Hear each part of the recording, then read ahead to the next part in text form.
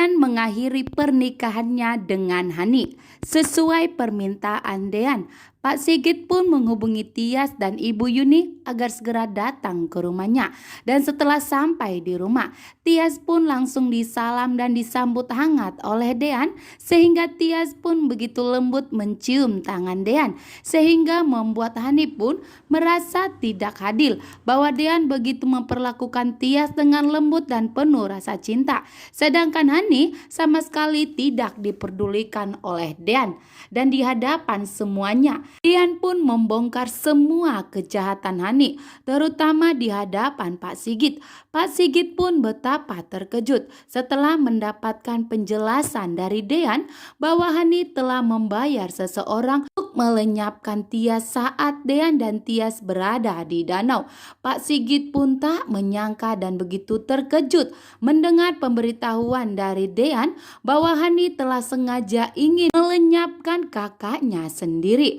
Hani pun sangat kaget ternyata Dean berani mengungkap semua kejahatannya di hadapan seluruh keluarganya. Begitu juga dengan Tias.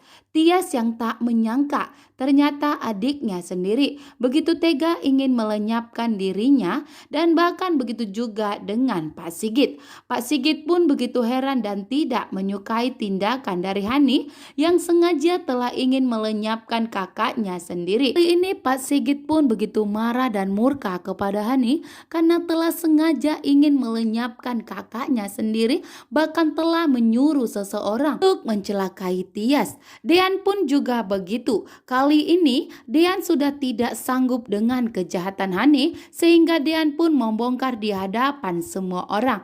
Dan dengan tegas Dean pun mengatakan bahwa Dean ingin mengakhiri hubungannya dengan Hani, sehingga membuat Pak Sigit pun sangat terkejut.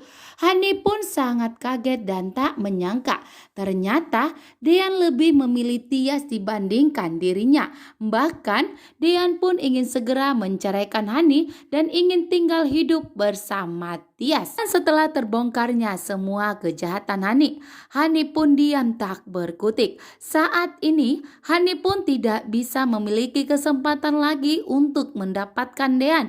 Begitu juga dengan Tante Wulan. Kali ini Tante Wulan tidak bisa membela Hani lagi atas kejahatannya yang telah mencelakai Tias. Ternyata Pak Parhat pun sudah melaporkan Hani ke kantor polisi atas penipuan hartanya yang telah dirampas dan diambil oleh Hani.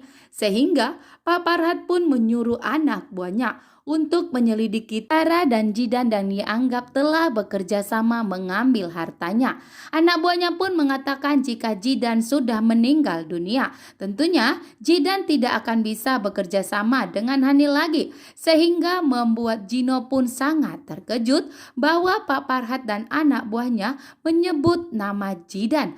Gino pun sangat kaget ternyata Jidan sudah meninggal dunia.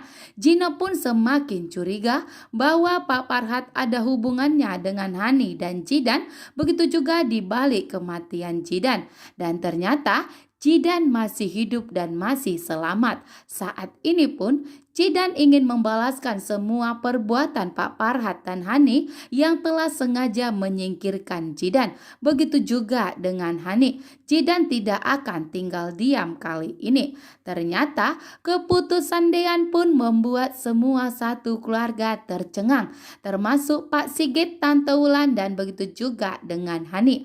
Pak Sigit sangat mendukung dengan keputusan Dean yang lebih memilih Tias dibandingkan Hani, karena dengan tegas Dean mengatakan bahwa Dean ingin segera bercerai dari Hani dan memilih Tias sebagai istrinya untuk menjadi pendampingnya selama-lamanya. Hani terkejut setelah Dean mengambil keputusan dan akan menceraikan dirinya. Hani pun hampir pingsan dan hampir tak berdaya setelah mendapatkan keputusan dari Dean lebih memilih Tias sebagai istri.